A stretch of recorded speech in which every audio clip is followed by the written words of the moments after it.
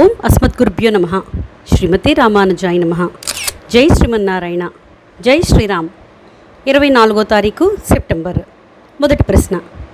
బ్రహ్మ సుకేతునికి ఒక యక్షకన్యని వరంగా ఇచ్చాను. ఆ కన్య పేరేమిటి? తాటకి. రెండో ప్రశ్న. రాముడు ఏమి చేయగలడని విశ్వామిత్రుడు యాగరక్షణ కోసం కోరాడు? మారీచ సుబాహుల పని పట్టగలడని విశ్వామిత్రుడు తన శక్తిని ధారపోయాలి అని. మూడో ప్రశ్న. విశ్వామిత్రుడు రాముణ్ణి ఎన్ని రోజులు పంపించమని దశరథ మహారాజుని అడిగారు? 10 రోజులకి. నాలుగో ప్రశ్న. బల అతి బల మంత్రోపాసన వలన కలిగే ప్రయోజనం? అలసట కలగదు, రూపం మారదు, ఆకలి దప్పులు బాధ ఉండదు. ఐదో ప్రశ్న. లక్ష్మణుడు ముక్కు చెవులు కోసిన రాక్షసి ఎవరు? తాటకి, అయోముఖి, శూర్పణఖ. ఆరో ప్రశ్న. లక్ష్మణుడు అస్త్రప్రయోగ ఉపసంహారాలని ఎలా ఉపదేశం పొందారు? రాముని ద్వారా ఉపదేశం పొందారు. ఏడో ప్రశ్న. సిద్ధాశ్రమం యొక్క ప్రత్యేకతలు ఏమిటి? కశ్యపుడు అదితి తపమాచరించిన ప్రదేశం. విశ్వామిత్రుడు యాగం చేసినది. సాక్షాత్తుగా శ్రీ మహావిష్ణువే తపమాచరించినది. ఎనిమిదో ప్రశ్న. విశ్వామిత్రుడు యాగం పూర్తయ్యే వరకు రామలక్ష్మణులతో మాట్లాడనే లేదు. కారణం? మౌనదీక్షలో ఉన్నందుకు. తొమ్మిదో ప్రశ్న. దశరథుల తనయుల పేర్లు అర్థాలతో.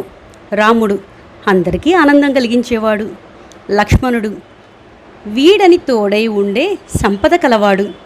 భరతుడు మంచి మనసుతో రాజ్యభారాన్ని మోసేవాడు. శత్రుఘ్నుడు నిత్య శత్రువులను జయించేవాడు. పదో ప్రశ్న. విశ్వామిత్రుడి అస్త్ర నైపుణ్యానికి నిరూపణ ఏమిటి? కొత్త అస్త్రాలను కూడా తయారు చేయగలగడం. 25వ తారీఖు అక్టోబర్. మొదటి ప్రశ్న. జనక మహారాజు పురోహితుడి పేరు ఏమిటి? శతానందుడు. రెండో ప్రశ్న. రాముడు వందలాది రాజవంశాలను స్థాపించారు. అవును, రాముడు వందలాది రాజవంశాలను స్థాపించారు. మూడో ప్రశ్న. రాముని రాజ్యంలో అందరూ నియమపరులే కనుక ఏ శారీరక వ్యాధులు విషజ్వరాలు లేకుండా ఉండేవి. అవును, అందరూ నియమపరులే. నాలుగో ప్రశ్న. అహల్య గౌతముని రూపంలో వచ్చింది. ఇంద్రుడు అని తెలియక అంగీకరించిందా? కాదు, తెలిసే అంగీకరించింది. ఐదో ప్రశ్న. విశ్వామిత్రుడు చేరుకునే నాటికి జనకుని యాగం ఇంకా ఎన్ని రోజులుంది? 12 రోజులుంది. ఆరో ప్రశ్న. తమసా నది ఈ నదికి దగ్గరగా ఉంది, గంగా నదికి దగ్గరగా ఉంది. ఏడో ప్రశ్న. రాముడు నగరాలను రాష్ట్రాలను సమానంగా అభివృద్ధిపరిచారా? అవును, సమానంగా అభివృద్ధిపరిచారు. ఎనిమిదో ప్రశ్న. రామాయణంలో మొదటి శ్లోకం మానిషాది ప్రతిష్టాం త్వమగమః. కాదు, అది కాదు శ్లోకం. తొమ్మిదో ప్రశ్న. బ్రహ్మ ఇచ్చిన వరంతో వాల్మీకి ఏ కాండంలో ఎక్కడెక్కడ జరిగిన కథను వ్రాసారు? బాలకాండ, అయోధ్యకాండలో, అయోధ్యలో, అరణ్యంలో, మిథిలలో జరిగింది. ఉత్తరకాండ భవిష్యత్తులో జరగబోయేది. అరణ్యకాండ దండకారణ్యంలో జరిగింది. సుందరకాండ యుద్ధకాండలు కిష్కింద లంకలో జరిగింది. కిష్కిందకాండ కిష్కిందలో జరిగిందే. పదో ప్రశ్న. వాల్మీకి బ్రహ్మగారిచ్చిన ధైర్యం నతే వాగనృత కించిదత్ర భవిష్యతి. ప్రకాశం యదివారః అవిదితం సర్వం విదితంతే భవిష్యతి. 26వ తారీఖు సెప్టెంబర్ నాటి ప్రశ్నలు. బ్రహ్మగారు వాల్మీకిని ఇలా ఆజ్ఞాపించారు. రామస్య చరితం సర్వకరుత్వం ఋషిసత్తమ. రామస్య వృత్తం కథయ యథా నారదాత్ శృతం. కురు రామకథా పుణ్యం శ్లోకబద్ధాం మనోరమాం. రెండో ప్రశ్న. పెద్దలను స్వాగతించే విధానాన్ని అర్థాలతో చెప్పండి.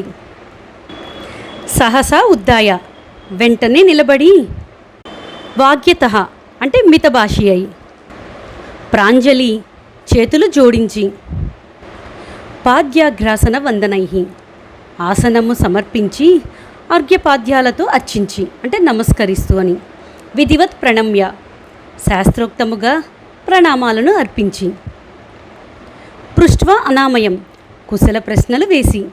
మూడో ప్రశ్న. అహల్య గౌతముని రూపంలో వచ్చింది ఇంద్రుడు తెలియక అంగీకరించిందా? కాదు, తెలిసే అంగీకరించింది. 4వ ప్రశ్న. మేము మిథిలకు ఎందుకు వచ్చామంటే విశ్వామిత్రుడు అంటున్నారు జనకునితో ఏమని? మహాధనుస్సుని చూద్దామని. 5వ ప్రశ్న. వాల్మీకి తొలి శ్లోకాన్ని మొదట కంఠస్థం చేసింది భరద్వాజుడు. 6వ ప్రశ్న. వశిష్ఠ ఆశ్రమం మరో బ్రహ్మలోకంలా ఉందని శతానందుడు అంటున్నాడు. అవును, బ్రహ్మలోకంలా ఉంటుంది వశిష్ఠుని ఆశ్రమం. 7వ ప్రశ్న. వాల్మీకి మహర్షి నోట వెలువడిన తొలి శ్లోకం వీరికి మంగళం శ్రీనివాసుడిది. 8వ ప్రశ్న.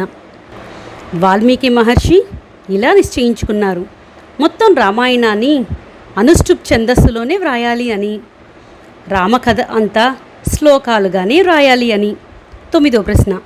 గౌతముడు అహల్యకిచ్చిన శాప విమోచనం ఎలా? రాముని ఆదిత్యాన్ని ఇవ్వడంతో. 10వ ప్రశ్న. అహల్య తన శాప విమోచనంతో నిజరూపాన్ని ఎప్పుడు పొందింది? గౌతమాశ్రమంలో రాముని పాదార్పణతో పొందింది. అడియన్ రాణి రామానుజదాసి.